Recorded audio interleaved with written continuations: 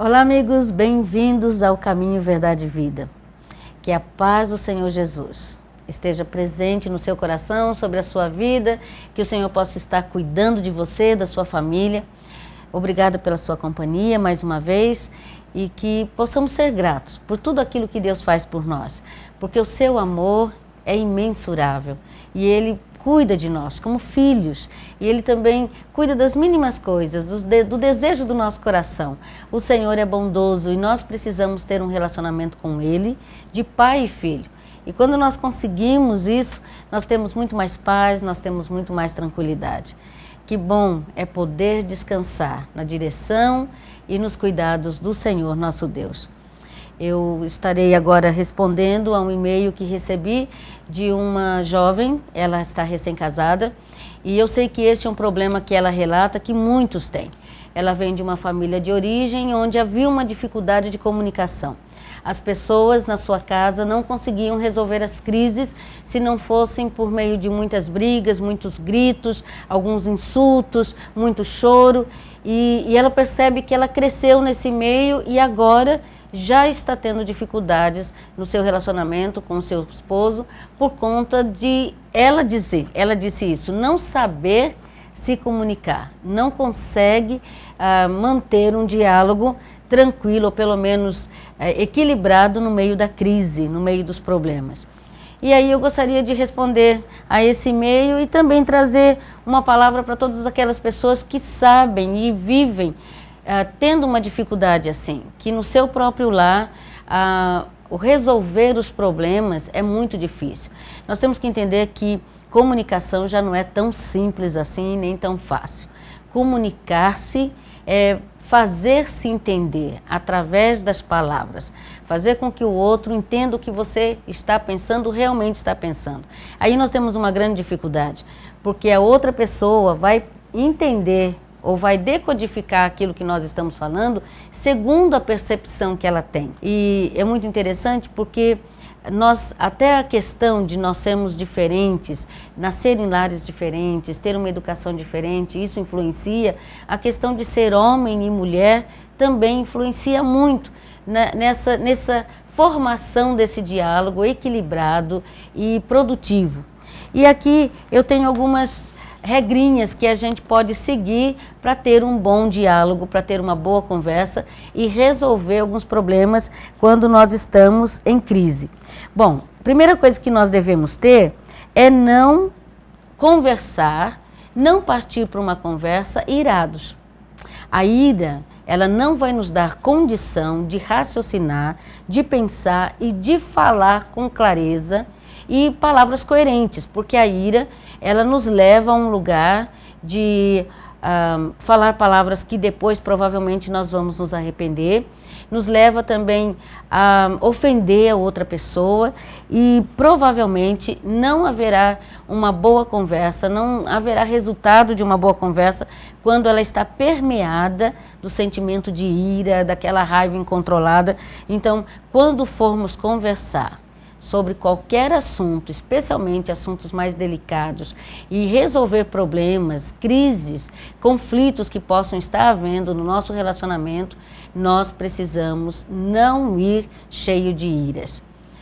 Eu me lembro de uma história que eu ouvi alguns anos atrás, de uma psicóloga conversando dando uma orientação para uma pessoa e ela falando que o marido dela chegava sempre em casa e brigava com ela e ela já brigava com ele e eles não tinham muitas dificuldades e ela observou que ela diz nessa conversa com essa psicóloga que o marido chegava com as botas sempre sujas de barro e que ia entrar em casa e cada vez que ele ia entrar em casa e não tirava as botas na entrada era uma confusão. E aí a psicóloga disse uma coisa interessante para ela: vamos fazer o seguinte, quando ele tirar as botas sujas de barro, você não diz nada, pega essas botas, coloca ali do lado de fora, espere esse barro secar e depois que o barro secar, você vai conversar com ele. Certamente isso no dia seguinte, quando o barro estivesse seco, ou muito mais tarde, quando o barro daquela bota estivesse seco.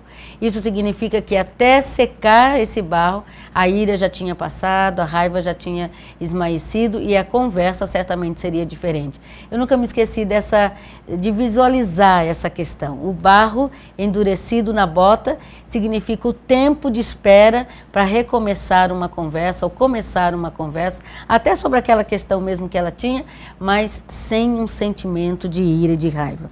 Segunda coisa que a gente precisa ter consciência. Nós precisamos resolver conflitos e falar com as pessoas na hora certa. Não é correto, e a gente tem tido algumas informações, é muito interessante que a gente ouve muitas vezes pessoas dizendo: não guarde nada, fale tudo, você precisa dizer tudo que pensa, você precisa resolver e tem que pôr tudo para fora, senão vai adoecer. É verdade, não devemos realmente guardar coisas no nosso coração, mas esse trazer para fora, esse falar, não deve ser em forma de explosão, de grosseria, de gritaria, no momento que as coisas estão aquecidas, que a situação está complicada. Nós devemos sim esperar. Interessante que lá em Efésios 4, 26 diz: irai-vos e não pequeis, não colocai o sol sobre a vossa ira. E a ideia é de não dormir com essa ira guardada, resolver o problema. Mas isso vai mais além essa interpretação. É não acumular raiva dentro de si, não guardar, não conservar esse veneno que gera amargura, que gera mágoa, não conservar. Tratar sim, conversar sim, mas no momento certo, no momento ideal. E principalmente quando nós guardamos raiva e ira no nosso coração, a tendência é realmente de trazer dificuldade para a comunicação. Terceira coisa importante, e a Bíblia diz: não saia da vossa boca nenhuma palavra torpe, lá em Efésios 4, 29. Não saia da vossa boca a palavra torpe, porque a palavra torpe vai trazer consequências sérias. Eu estou falando de palavrão, palavras de baixo calão, de ofensas e até alguns rótulos que colocamos na outra pessoa e que acabamos dizendo com tanta energia, tanta força e que magoa outra pessoa. E nós precisamos lembrar disso. Palavras ferem e ferem muito mais do que uma outra atitude que a gente possa imaginar. Tanto como um tapa, tanto quanto uma agressão física, a palavra também fere e fere muito. E nós algumas pessoas, na verdade, são carregadas pelas mágoas, pela vingança, por causa de palavras que não foram bem ditas e palavras torpes também. A outra coisa importante, lembre-se que é possível dizer a mesma coisa de duas maneiras. Sempre, sempre, sempre guarde isso. Nós podemos dizer a mesma questão, trazer a mesma questão e falar a mesma coisa de duas maneiras. De uma maneira que vai criar problema, de uma maneira que vai trazer dor, de uma maneira que pode trazer confusão e mais agitação, e de uma maneira que pode trazer reflexão, pode trazer um repensar da situação. E aí nós vamos para a Bíblia de novo, que diz que a palavra branda desvia o furor. Então, a forma como nós falamos, a maneira como nós colocamos as palavras, os gestos que nós fazemos, a entonação da nossa voz, a altura da nossa voz, ela vai fazer com que essa comunicação tenha realmente um resultado produtivo ou não. E eu li há poucos dias, numa revista que eu assino de psicologia, que a voz, quando ela é mansa, a voz quando ela é melodiosa, quando a pessoa fala pausadamente, fala baixo, ela provoca no outro, aquele que está ouvindo, uma empatia e a pessoa vai prestar muito mais atenção. Isso não é interessante? É o que a Bíblia diz, que a palavra branda desvia o furor, porque vai provocar no outro não o desejo de agredir ou de revidar, mas vai acalmar e vai resolver aquela situação, ela não vai adiante. Até mesmo o silêncio, mas não o silêncio, aquele silêncio de virar as costas e deixar a pessoa falando sozinha, não. Mas o ouvir o que o outro está dizendo em silêncio pode muitas vezes ajudar o outro a ouvir o que ele está dizendo e pensar e para ele mesmo o que é que ele está dizendo, e quando você for dar essa resposta ou fazer essa pergunta a ele, o que é que você está dizendo, ele já vai ter ouvido a sua voz e talvez a conversa mude de rumo. Então, nós precisamos pensar que a forma como nós falamos, não esqueça disso, a maneira como falamos, a entonação da nossa voz, a altura da nossa voz, o ritmo das nossas palavras podem dar uma conotação de tranquilidade numa comunicação ou de completo desequilíbrio e confusão. Que palavras vamos usar? Nós falamos das palavras torpes, mas nós precisamos usar palavras que também transmitam graça às pessoas que ouvem, transmitam bondade, compaixão, misericórdia.